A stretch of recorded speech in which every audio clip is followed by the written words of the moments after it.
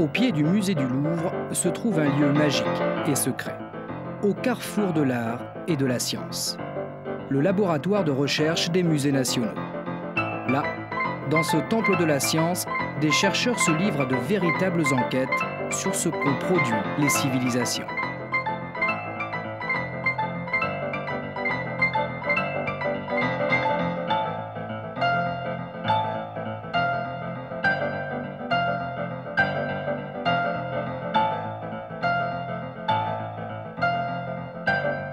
Un millier d'objets sortis tout droit des musées sont chaque année auscultés. Objets archéologiques, œuvres d'art ou encore tableaux. Ceux qui ont le pouvoir de les faire parler, ce sont les 75 personnes du laboratoire. Elles ont le privilège d'approcher les œuvres ou les objets les plus précieux. Entre leurs mains expertes, les œuvres vont devoir livrer leur intimité. Ces chercheurs sont physiciens, chimistes, conservateurs, ingénieurs ou historiens. Tous ont le même but, plonger au cœur de la matière pour mieux percer le secret des œuvres. On découvre que les tableaux ou toute autre œuvre d'art, toute œuvre d'archéologie, eh bien, possèdent une réalité que l'on ne voit pas forcément. Donc, on passe au-delà du miroir, comme dirait Cocteau, hein. On va au-delà de la surface et on rentre dans un monde qui est absolument fantastique.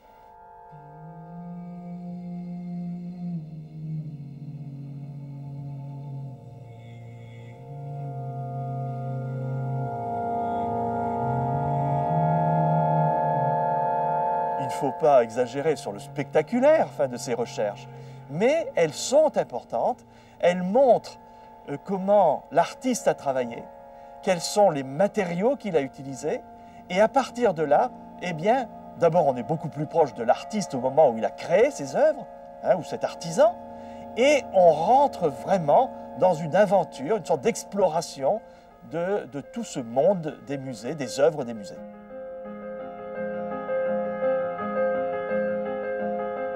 Pour comprendre comment ce petit personnage de verre filé du XVIIe siècle peut nous livrer les secrets de son armature, il faut remonter dans un autre temps. Durant la Première Guerre mondiale, le docteur Ledoux, tout en soignant les blessés, a l'idée d'appliquer la radiographie à la peinture. C'est ainsi qu'est née la première rencontre entre la science et l'art. Cette technique est encore employée aujourd'hui. Elle nous permet de voir l'état de conservation du support et de la couche picturale, les anciennes restaurations ou encore les hésitations de l'artiste.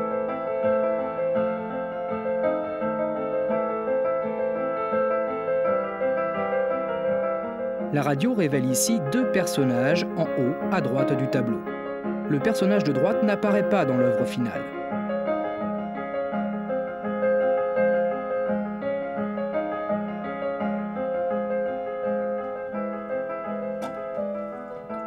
D'autres techniques sont employées pour explorer les œuvres, telles que la photographie.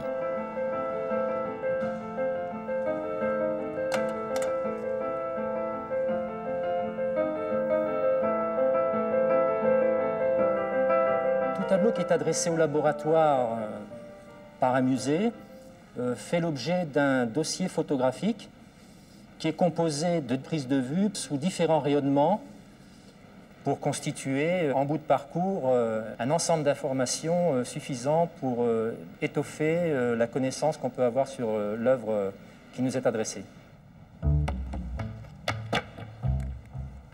En tant que photographe, on a un peu le privilège d'être les premiers intervenants sur cette œuvre. En l'occurrence, là, il s'agit d'un tableau de Claude Verdeau, qui est un peintre qui est à cheval entre le XVIIe et le XVIIIe siècle. Il s'appelle Hercule étouffant hanté. C'est un tableau qui nous est adressé par le Louvre, qui a déjà subi une partie de restauration, notamment la restauration du support, châssis et réentoilage, et qui va sans doute maintenant, très prochainement, passer à une seconde phase de sa restauration, notamment de la couche picturale.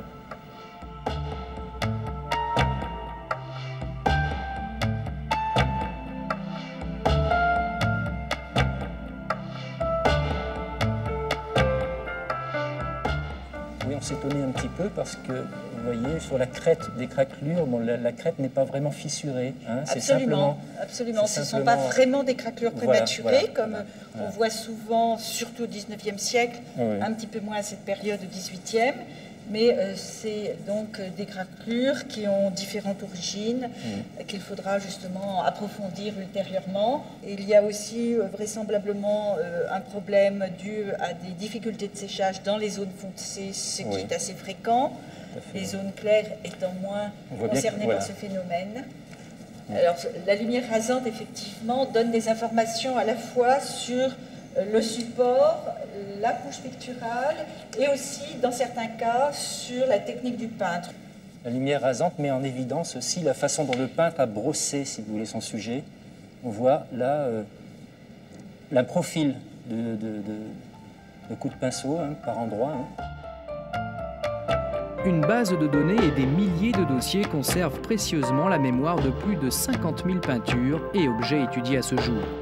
Le but de ces études, authentifier les œuvres, mener des recherches historiques ou encore étudier les œuvres des musées en vue de les préserver ou de les restaurer. Parfois, ces enquêtes font la une de l'actualité. En 1998, le laboratoire est saisi dans le cadre de sa mission d'authentification d'une affaire qui déchaîne les passions. L'affaire des faux Van Gogh.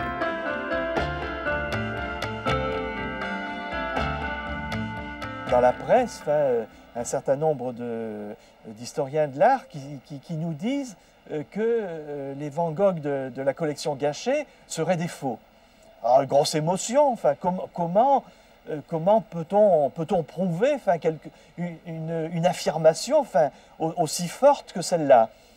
Alors bien sûr, on est contacté, puis on nous dit, ben voilà, essayez de faire au mieux pour pouvoir trouver des arguments.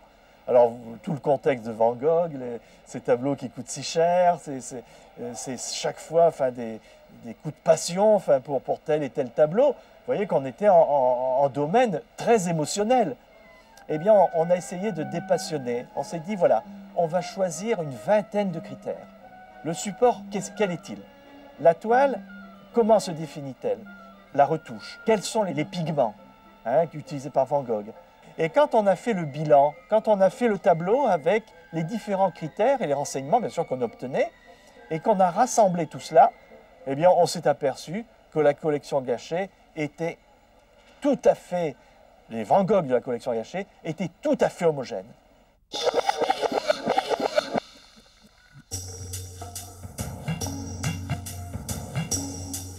« 1959. Michel Fleury entreprend des fouilles dans la crypte de la basilique royale de Saint-Denis. Des sarcophages d'aristocrates franques du VIe siècle ressurgissent de la terre. Parmi eux, celui de la reine Arégonde, belle-fille de Clovis et arrière-grand-mère de Dagobert. Cette découverte fabuleuse constitue à l'heure actuelle un des plus beaux trésors de l'époque mérovingienne, le trésor de Saint-Denis. Le laboratoire est aujourd'hui saisi d'une enquête dans le cadre d'une recherche historique. Son objectif, repartir sur les traces des grenats trouvés dans ces tombes et remonter jusqu'à leur origine. Nous sommes à Saint-Denis au même niveau qu'à Cologne, où est enterré d'autres rois mérovingiens, donc avec des objets qui étaient portés par les femmes de la cour. Donc c'est le top niveau de la mode de l'époque. Et en orfèvrerie, cloisonnés ou non cloisonnés, eh bien, nous avons des objets effectivement exceptionnels. Les autres objets que nous connaissons proviennent surtout de cimetières de campagne, donc sont très intéressants pour les archéologues, mais n'ont pas la qualité en métal précieux et en technique des objets trouvés à Saint-Denis.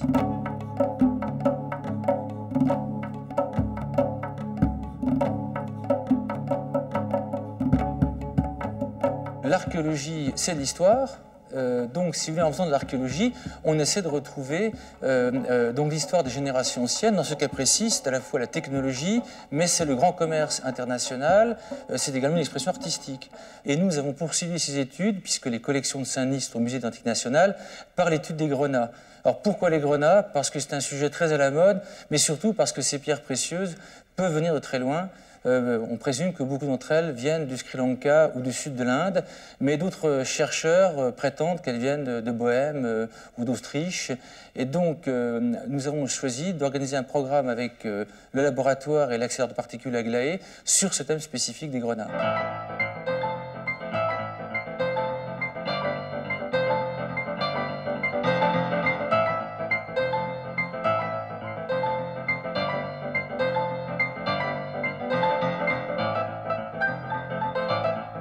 Alors aujourd'hui, je t'ai apporté des objets qui viennent de la tombe 38 de Saint-Denis, des fouilles de Michel Fleury, avec la très jolie paire d'appliques cloisonnées. Magnifique. Voyons les objets. Alors, on a l'impression que ce sont des fibules. En fait, ce ne sont pas des fibules, il n'y a pas d'attache au revers. Ah oui, et c'est un peu court. Mais on pense que c'est un bracelet byzantin dépareillé. Et on voit que les grenats sont fracturés. Ils sont très violacés par rapport très violacés. Ils ont des fractures. Là, on distingue très bien la fissure. À certains endroits aussi, me semble-t-il, il y a eu travail de restauration. Là. On voit très bien qu'en fait, cette matière n'est pas une matière originale. Ça, c'est du grenat, ça, c'en est pas. Les grenats sont tout à fait intéressants parce qu'ils ont une composition qui est variable. C'est-à-dire que selon les mines, eh bien, la composition des grenats est différente. On utilise cet accélérateur parce que, bien sûr, il est tout à fait impensable de prélever sur ces grenats ou même de simplement les dessertir pour les mettre dans un autre appareil.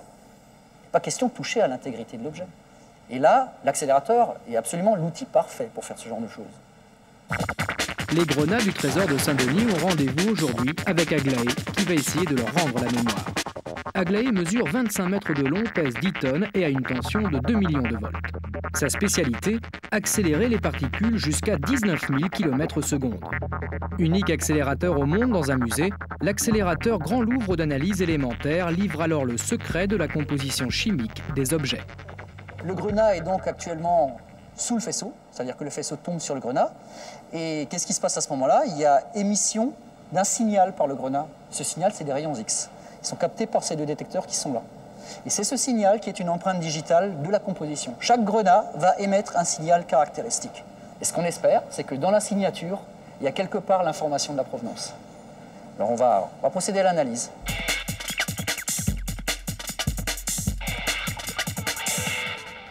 Et maintenant, sur l'écran, on voit apparaître la composition du grenat. Eh bien, ces grenats ont une composition absolument étrange puisqu'ils contiennent énormément de chrome. J'ai pour l'instant jamais vu quelque chose de pareil. Donc, ils ont probablement une signature très facilement identifiable. Donc, on va probablement pouvoir amener des réponses à des questions. C'est une passion de la recherche de l'homme.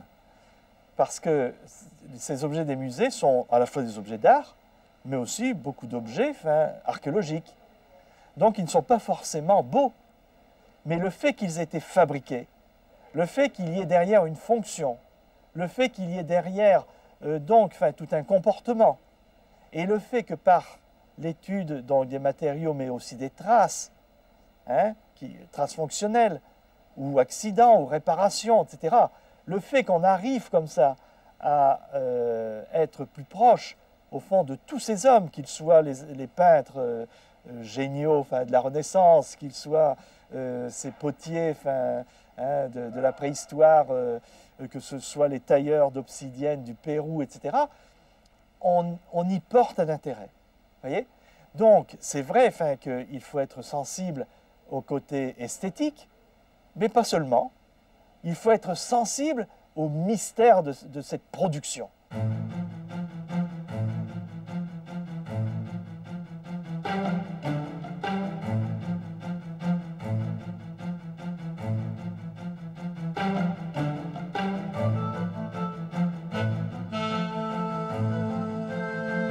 Lorsque les tableaux ou objets des musées ne peuvent être déplacés, ce sont les chercheurs du laboratoire qui vont à la rencontre des œuvres.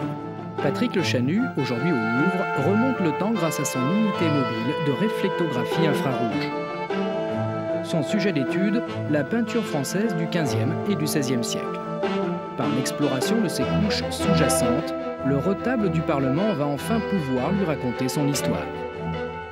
On aperçoit 3 bateaux avec nos yeux et 4 avec la caméra, puisque l'un de ces bateaux, dont on ne voit que les contours ici, a été dessiné et jamais peint par l'artiste. Donc c'est un de ces exemples de motifs finalement modifiés ou même abandonnés au stade de la réalisation picturale, de même que nous avons parfois des indices sur des repentirs, donc des choses qui avaient même commencé à être à peindre et qui ont été modifiées comme les yeux, par exemple, de ce personnage, qui, au stade final, ont été peints un peu plus haut qu'ils ne l'avaient été dans un premier temps.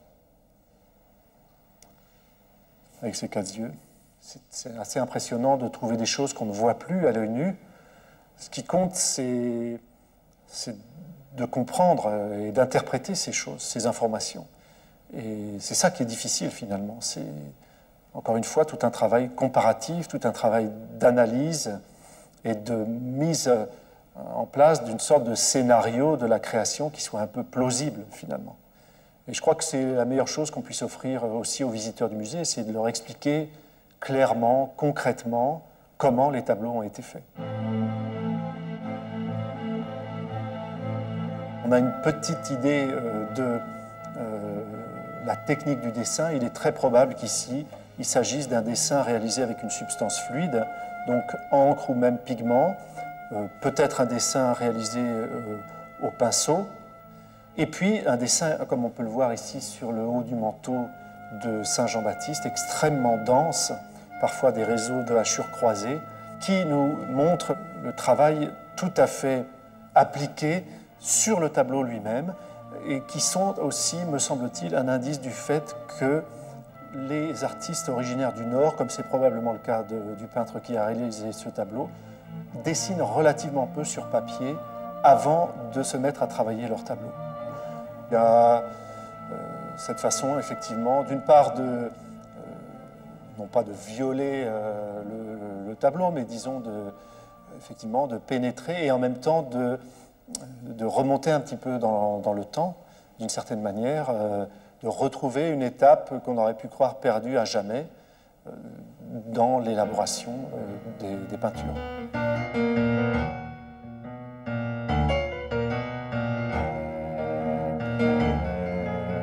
Le laboratoire a fusionné avec les ateliers de restauration pour créer le centre de recherche et de restauration des musées nationaux. Car recherche et restauration sont indissociables.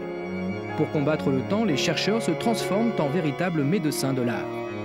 De purs chefs-d'œuvre sont venus s'échouer sur les rivages de notre époque. Éreintés par ce voyage, ils sont sur le point de se disloquer à jamais.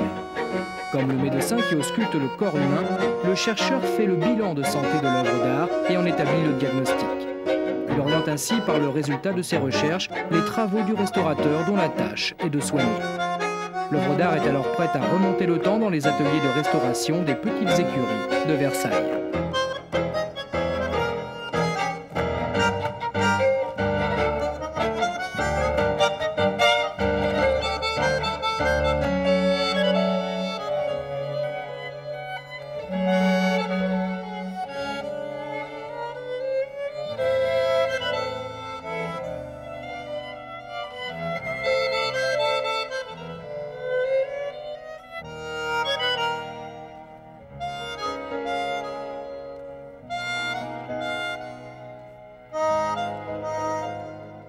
Position privilégiée parce que personne, à part nous, ne passe des jours et des jours à 20 cm d'une œuvre, à parcourir sa surface en entier. Et on a une vision très intérieure de l'œuvre.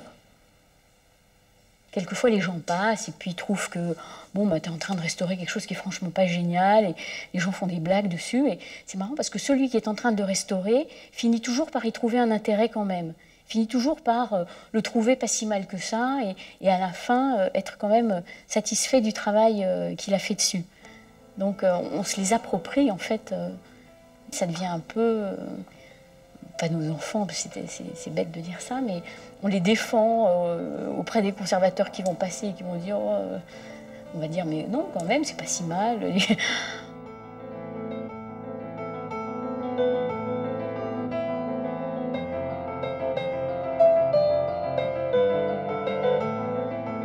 Notre sensibilité est vraiment mise à contribution. C'est pas un travail mécanique, c'est pas juste boucher des trous.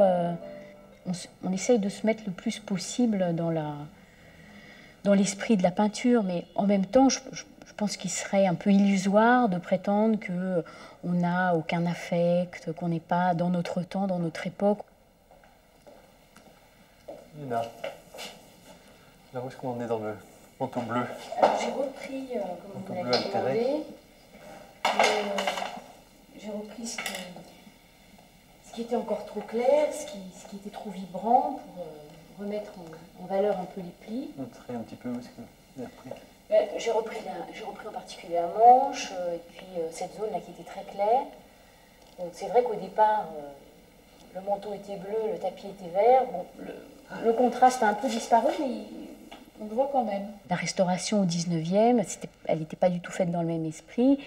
Et même au début du siècle, elle n'était pas du tout la même de ce qu'elle est maintenant. Donc je pense que involontairement, tout en essayant d'être le plus objectif possible, on véhicule quand même notre époque. On ne retrouvera jamais la couleur bleue qu'ils avaient au départ. On arrive à calmer un peu, faire que ça passe dans l'ensemble du tableau, mais c'est vrai que l'harmonie n'est plus la même. Parce que, évidemment, ce manteau bleu entre le lit vert et le tapis vert, ça peut faire un contraste. Et maintenant, il n'y a plus de contraste.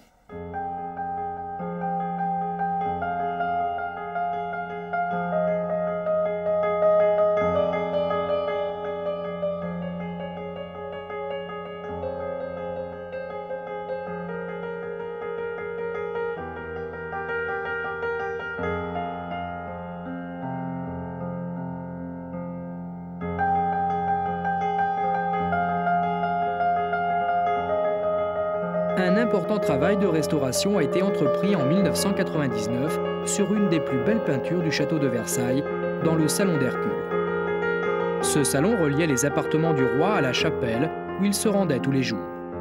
Louis XV demande au peintre François Lemoine de garnir le grand plafond blanc par une composition représentant le triomphe de la monarchie. Cette œuvre a été réalisée entre 1733 environ et 1737. C'est le chef-d'œuvre de François Lemoine. C'est sans doute le plus grand plafond jamais peint en France. Un plafond peint à l'huile, à la différence des plafonds italiens qui sont souvent peints à fresque, sur toile, mais peint sur place. Ce n'est pas une toile qui a été peinte en atelier puis collée sur le plafond. C'est bien une toile qui a été peinte ici même.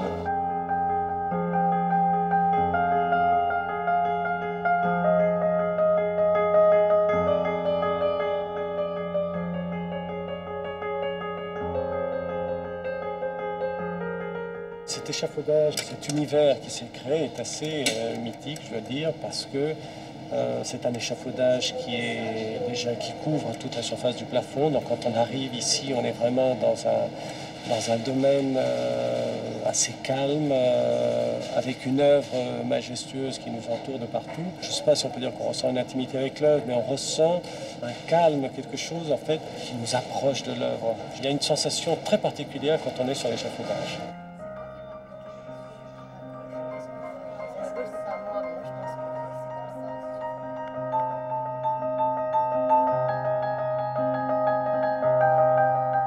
L'une de nos missions, c'est de veiller à ce que chacun des pas des restaurateurs soit précédé, soit guidé, soit aidé par le travail du laboratoire. Une quinzaine de membres du laboratoire sont passés à différentes étapes afin qu'on puisse documenter au fur et à mesure donc l'œuvre ainsi que leur restauration. Grâce aux travaux de ces experts, une équipe de 11 restaurateurs va pouvoir ressusciter une œuvre qui perdait peu à peu sa lumière. La tâche est immense.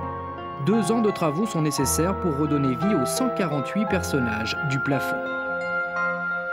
L'œuvre est vraiment remarquable. On s'aperçoit que Lemoine a peint ce plafond comme si c'était une vraie peinture de chevalet, c'est-à-dire que qu'il n'est pas parti du principe. On est à 15 mètres de hauteur, donc les personnages, on les trace, on les ébauche. Ici, il y a vraiment un travail de finition, comme j'ai rarement vu sur un plafond. Et donc, nous aussi, on est tentés dans notre intervention sur les lacunes, ça c'est très clair là-dessus, on a l'intention, enfin notre but, c'est de faire quelque chose le mieux possible, de réaliser et de rendre à cette œuvre majestueuse sa beauté qui a été abîmée au cours des siècles. C'est quelque chose de très prenant. Que je pense que peu de restaurateurs, tout du moins qui travaillent aujourd'hui sur le chantier, ont vécu auparavant. Donc on aura pleinement vécu ces 2 années. Et puis peut-être qu'on fera un autre plafond et qu'on recréera ce même univers, c'est ce que l'on espère de toute façon.